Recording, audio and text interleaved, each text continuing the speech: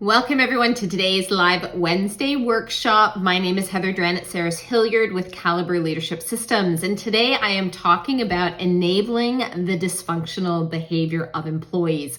Again, continuing along with our series of videos all about the normal and natural thing that we have in organizations and organizational life around dysfunctional behavior and organizational dysfunction. And today's focus is really around looking at how leaders end up enabling dysfunctional behavior of employees and some of the things that we can do about it. So what are some of those tips, some of those techniques, some of those practices we can start to employ to really help us move out of our intolerance for and our enabling of that dysfunctional behavior in order for us to be more effective as leaders, but more importantly for us to work towards eliminating dysfunction in our organizations. If this is your first time catching one of my videos, welcome. Happy to hear any comments or questions that you might have here in the feed, or if you're catching me after the fact, again, make sure you message us and we're happy to get back with any other information that you might need to dismantle dysfunction in your organization. And if you're looking for the videos that came before this one, because this is part of a series that we are doing where we're talking about dysfunction, we're talking about narcissism in everyday life and how that plays out in the organizational context,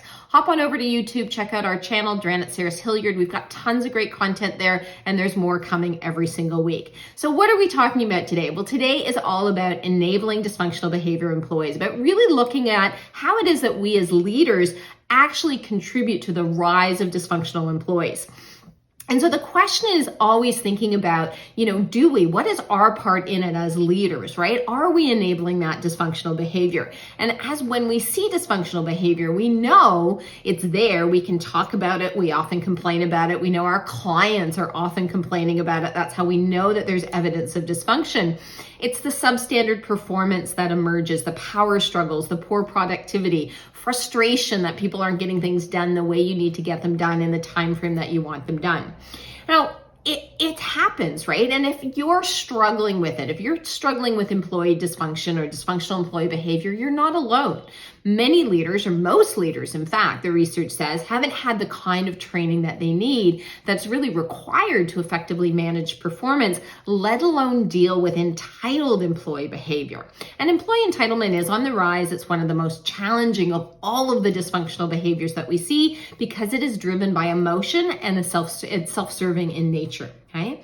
However, if we accept that dysfunction is normal and natural in organizational life, and that's what we love talking about, is the fact that this is normal. Dysfunction is normal. Where there is function, there is the possibility of dysfunction, right?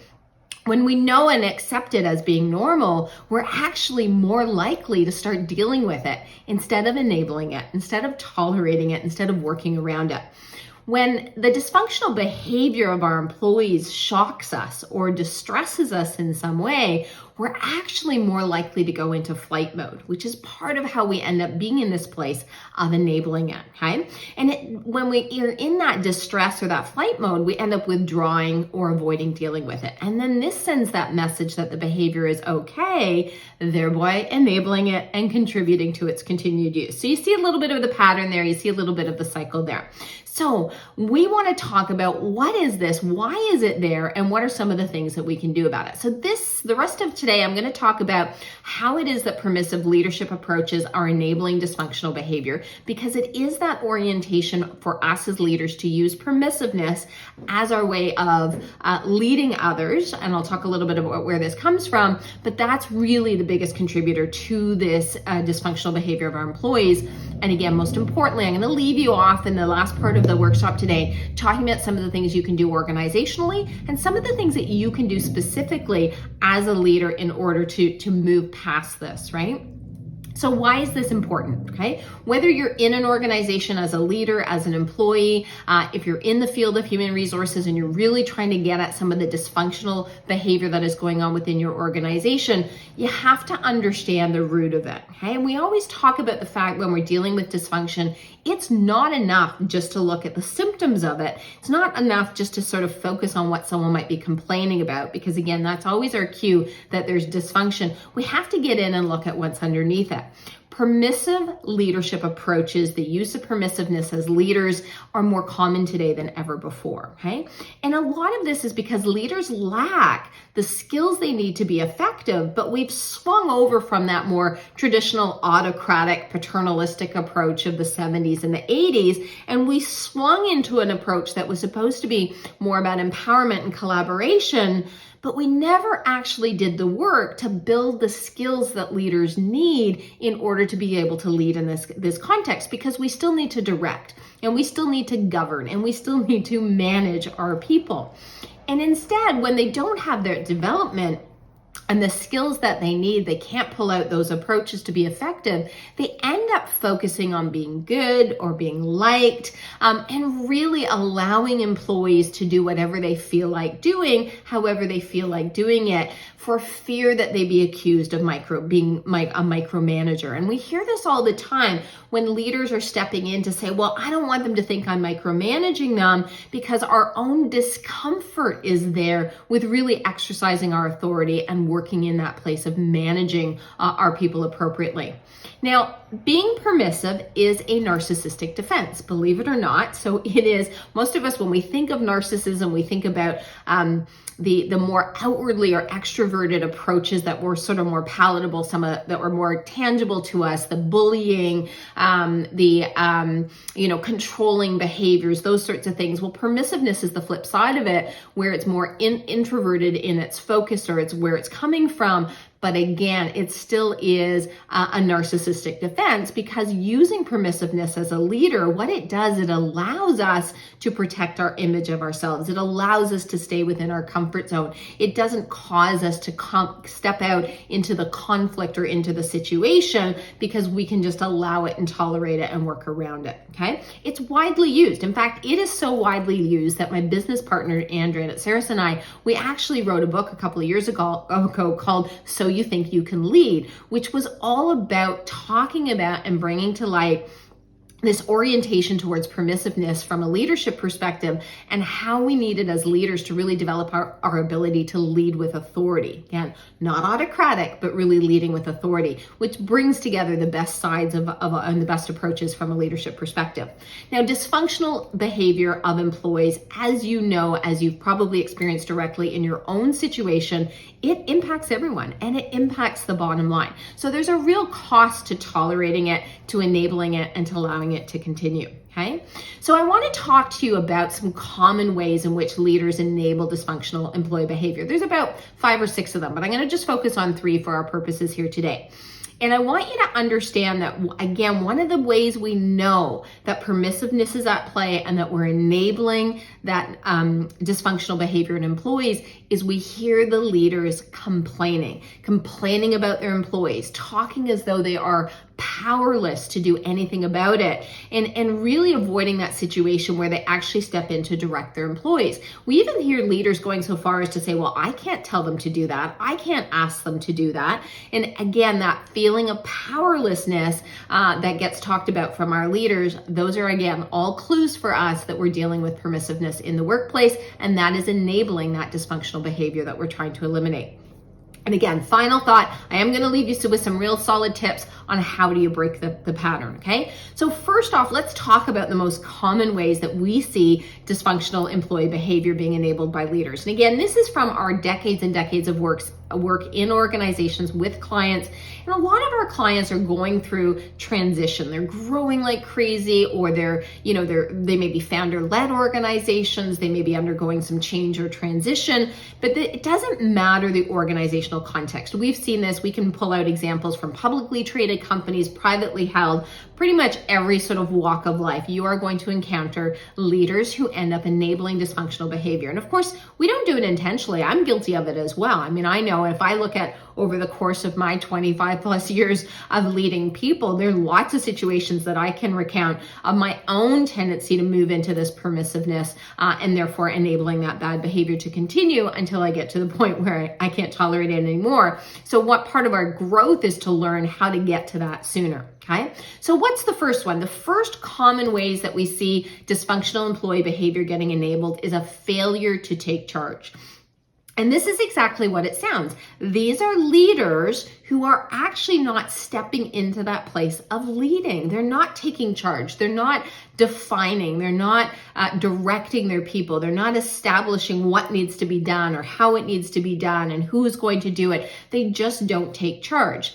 And by creating that leadership vacuum, that vacuum of authority, it gives employees the opportunity to step in and make decisions that may not be appropriate given their level, given their experience. It gives that sense of, nobody's leading to the employees, so then the elite employee gets to define it and gets to direct it. And we actually see leaders ending up in this situation where their employees are exercising more authority than they are and not really even realizing it. So this failure to take charge means that we're not getting out ahead of it.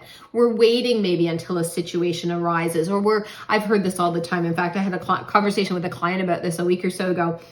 And they're saying, well, we just let them sink or swim, and we'll just let them see and let them see how they get and how it goes and what works and what doesn't work. That's a failure to take charge. I had a client who brought in a very senior level executive for the first time. Everyone else had kind of grown up within the organization. First time bringing someone in externally and just saying, well, they're the expert, we'll let them lead. And I said, but they're not the expert in your organization. They're not the expert in your context. They don't know what you've developed up to date. And they're already willing to defer to this individual as though none of them have that ability to step in and to take charge. And so again, this failure to take charge that we see in leaders that are being permissive is one of the top ways in which dysfunctional behavior in employees is absolutely getting enabled. The next one that we see is this notion of trying to be a good guy or gal, right? This is that trying to be nice, trying to be liked, wanting our employees to be happy and to like us. And it really gets in the way of leaders being effective because we're more concerned in that situation about our image and the perceptions and even the feelings of others and the feelings of our employees than we are about what does the organization need, what do we need in this situation, what is going to be most effective. And so it creates a whole bunch of issues when we see leaders trying to be a good guy or gal. And it creates all kinds of other issues that consume time and energy, like overly involving people, getting opinions when really it should be a decision that's made at a different level. Lots of energy can go in. I have one client where, we're always struggling up against this because they never want to make decisions that are going to make employees unhappy. But the fact is, there are times where they have to make those decisions. And because they struggle so much in it, they're always at risk of either not making the decision in order to protect the feelings of people or doing it in such a way that they think it's going to make it better, but in fact, it makes it worse, right? And so this is the situation when we see leaders working out of this practice of trying to be a good guy or gal, is they often end up feeling overly responsible for taking care of the emotions of their employees. And they put more energy in that. And again, and it comes out in the other way too, is not making decisions, but also saying, well, I can't give them that feedback, or I can't tell them that, or I can't ask them to do that. It's again, all of this rationalizing, but that it really is about them trying to be a good guy or gal. And that's again, that narcissistic defense of being more focused on sort of my image and keeping myself from stepping out of my comfort zone. Okay. The third one I want to talk about, and this one is probably the most challenging for leaders in that really trying to make that shift out of permissiveness and out of enabling dysfunctional behavior.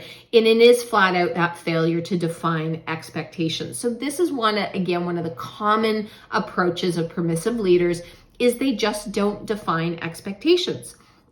And the second we don't define what we expect, we don't say very clearly, I want this, I want it done by this date, I want it done in this particular way, we enable our employees to do what they want to do it the way they want to do it. And again, a lot of leaders will say, and I mentioned this earlier in the video, a lot of leaders will say, well, I don't want to be thought of as a micromanager, and I don't want to be thought of as bossy. Of course, I want to point out, before I go into this one a little bit further, that this is a strategy that a lot of employees use actually to get their bosses to back off, is they will accuse them of being micromanaging. And that there is no longer a distinction between what effectively managing somebody looks like, because we talk about there's either micromanaging or there's nothing. And in fact, to be effective in the management of people, in order to make sure that we're not enabling dysfunctional behavior, we have to stay in a way that we actually can govern it, to direct it, to hold people accountable, all of those aspects that are really essential for effective leadership. And if we're so afraid of being thought of as being a micromanager, then it actually stops us from defining expectations. And they convince themselves, and again, because I know I've had these conversations many times, that this is in their mind what empowering looks like. But that's not empowering. Giving employees carte blanche to do whatever they want, however they want it, whatever way they feel like doing it, that's not about empowerment. That's about enabling an employee and their inflated sense of their own competence, their own authority, and their own, again, it fosters that sense of entitlement because they have no objective criteria against which they are assessing themselves, okay? And so this is that failure to define expectations. And those expectations can be everything from a deadline to wanting you to follow a particular approach, to correcting your behavior. In fact, I was talking to one of my clients today where, he was saying that when he goes out to interact with his staff, he doesn't necessarily talk to them about what they're doing wrong. He doesn't correct them. He doesn't point out. He doesn't give them any information. He goes away, and then after the fact, he sort of dumps it all on the senior lead. And by that not defining those expectations, he thinks that is better for everyone. And I talked to him about the fact that that was really about him. He wanted to be seen in a particular way. And by not actually engaging in conversation with the employees about, when you do it, this is what I want to see, or this is our standard, or, this is really great work. Next time, I want you to think about these things. So he's not getting involved with them because he wants to be seen in a particular way, but he's also not defining the expectations. He's staying away from clarifying for these people what exactly excellence looks like in their business, and yet feels frustrated and disappointed when there's a gap between what he sees and what he expects and what it is they're actually doing. And again, we go into that place of making it about the employees as opposed to really understanding that we as leaders are being permissive, and we are creating that space in which that dysfunctional behavior, those gaps in performance, can actually emerge, right? We're in the place of enabling it. And understanding that, again, we all do it, right? And we can all convince ourselves to kind of walk past it this time, to not deal with it. But this failure to define expectations, we see this as being a really pervasive challenge in organizations where leaders have stopped defining things in a way that says, I need something that's different than the way you're doing it today, or I want it done like this. This is my standard, or this is my expectation.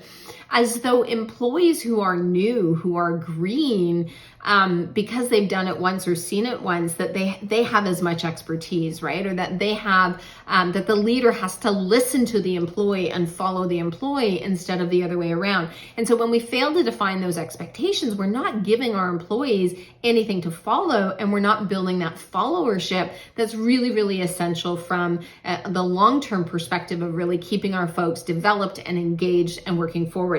In that failure, the last comment on this is the failure to define expectations also means we don't develop our people. Because if there's no expectation, there's nothing to strive or develop towards, because everything I'm doing is already great and it's already right? Which we know is not the case. But again, if I'm not defining the expectation of where you need to go next, and how you need to keep going and keep growing, and we're creating that gap and just saying, no, you're doing great, just keep at it, that failure to define expectations in that way actually can cause disengagement that can lead to turnover, okay? So really important considerations. We know that dysfunction exists in every organization. It's normal, it's natural, exists in relationships. Anytime we bring people together, we are going to see dysfunction emerge. And the dysfunction in itself is not the important thing. It is about whether or not we choose to feel powerless to do anything about it, or whether we make the choice to take action in order to dismantle it and to ultimately to eliminate it. When we accept that dysfunction is normal and it's natural part of organizational life, we're actually more likely to deal with it. Okay, because we can start thinking about, oh, I see this, I'm experiencing this dysfunction. What do I need to do? What action can I take? How do I need to deal with this? As opposed to just staying in that place of, again, complaining and feeling powerless to do anything about it. I just want to keep in mind that when we are shocked or when we are distressed about the behavior of someone else, and this goes too with our leaders, our peers, and our direct reports, that can trigger that flight response in us, okay? And when we go into flight mode, we're more likely to avoid it or withdraw from it as opposed to actually dealing with it, which is what we need to be doing as leaders, okay? So what can we do about it? What are some of the things we can do organizationally? What are some of the things that we can do individually? Well, first and foremost, of course, leaders need to develop people skills, emotional self-awareness, emotional self-management. Those are really fundamental to being able to stay in it and direct people through whatever discomfort we might be feeling, okay? Because there is an increased expectation on us as leaders to really be skillful around employee engagement, difficult conversations, conflict resolution. With little training, we then resort to avoidance and enabling behavior. So this is normal, it's natural, and it's a developmental gap that fortunately we can actually work to close. So when we resort to avoidance and enabling behaviors, we're going into being permissive and we're going into being self-protective. So we need to help leaders understand that. We need to help them see that pattern, where they're going, how that's affecting them, how that's enabling that dysfunctional behavior. And then we need to give them the skills and the tools to be able to move out of it. Because otherwise employees get away with dysfunctional behavior, right? Because their bosses are afraid of correcting them. Their bosses are afraid of holding them accountable. And these employees, then again, they build up that sense of entitlement to behave how it is that they're behaving, and that allows the organization to fall into greater dysfunction, okay? So for us as individuals, though, what do we need to do? And this is, again, as someone who struggles with permissive leadership behavior, I can absolutely go into that place of avoidance rather than dealing with it, and I get it. So even though I help my clients with this all the time, it is about us, right? It's about looking within and really understanding what's our fear. We have to face that fear. We have to assess our own development needs. And we have to be prepared to practice new skills. And that's really fundamental. And I was having a conversation with a client today and around this exactly, which is, how do we move into that place of development, right? Because it's easy for us, again, when we are being self-protective, we can go into that. It's about them. It's about the other person. It's about my boss. It's about my context, my peers, all of those sorts of things where we're putting it out and we're not actually, and then we're contributing to that, continuing that dysfunctional behavior because we're not looking in and we're not facing those fears and saying, what am I afraid of? Am I afraid of what they're going to say about me or how I might look? Or, what is my real fear? Am I afraid that I won't be competent? So what is it that's stopping me? And then what do I really need? What do I need? And not just from a skill perspective, is what support do I need? Do I need coaching? Is this something where I need a little bit more hand-holding in order to be able to be effective doing it? And then how do you shift into the practicing of the new skills? Because this is not an intellectual exercise, right? In order to really break this pattern of permissive leadership, there's a whole bunch of things that we have to do. We have to build the skills, but we also have to build up our own tolerance for exercising our own authority as leaders. And we really have to go in and get comfortable with our power and being able to work with our power in a really effective and productive way with our people.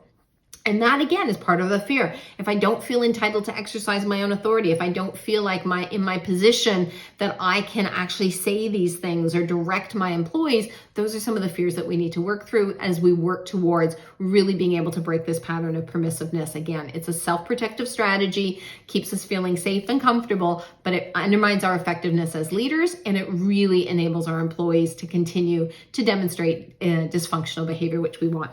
So Last thing I want to leave you with is that owning really how we contribute to employee dysfunction. And a lot of leaders really don't think about that. When they shift into that place about complaining about somebody, and I had a client that, well, I have a client that I've been working with for years, and every now and then they call me up to complain about one of their employees. And the first thing I say to him is, you know what I'm going to say?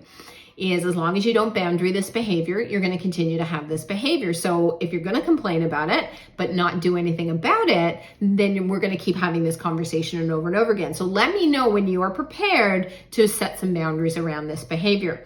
So he gets it, but he can't quite bring himself in order to move that. So then we had to move into a slightly different strategies, but at least his awareness was there. And so now he catches himself. The second he starts to complain about this individual, he shifts it and says, okay, I can't complain. I'm doing something. What is it that I need to do? And then he gets the support and the direction so that he can go do that. Because if we don't understand, and if we don't own our role, if we don't see that the dysfunction around us in our employees, that we play a role in it, because again, dysfunction is part of the dynamic of having multiple people in the organizational context. But if we don't own our own role in it as leaders, if we don't see how we are contributing to employee dysfunction by enabling that bad behavior, by a failing to direct, a failure to set up expectations, if we're so focused on all these other things like being liked and being permissive and staying in that permissive pattern, we're going to continue to have the dysfunctional employee behavior that we have today. And it doesn't serve us. It's frustrating. It's time consuming. It takes our energy because we have to pay attention to it. I know leaders who work harder at their employees' jobs than their employees do because they're not managing their performance. So we want to break the habit. We're trying to work together to dismantle the dysfunction. We are on a quest, Ann and I, in order to do everything we can to equip our clients and folks like you who are in organizations and are interested in seeing dysfunction in your organization get dismantled. So this is yet another video that will help you in thinking about your role or the role of others around you as who are in leadership roles, how they are contributing to that dysfunction, not with an eye to blaming, but an eye to thinking about what can I do? What do I need to do differently? And how do I start to think about dysfunction as a normal and natural thing in organizational life so that I can actually start to deal with it? With that, I'm going to leave you to work on this. Come back if you have any questions or comments, if you're catching me here at the end on LinkedIn Live, or if you're catching us on our YouTube channel, Dranitsaris-Hilliard, just post your comments and we'll get back to you. And so thanks again for joining me here today. We're going to be continuing on, so watch for more content around organizational dysfunction and what it is that you can do to dismantle it in your organization. Until next time.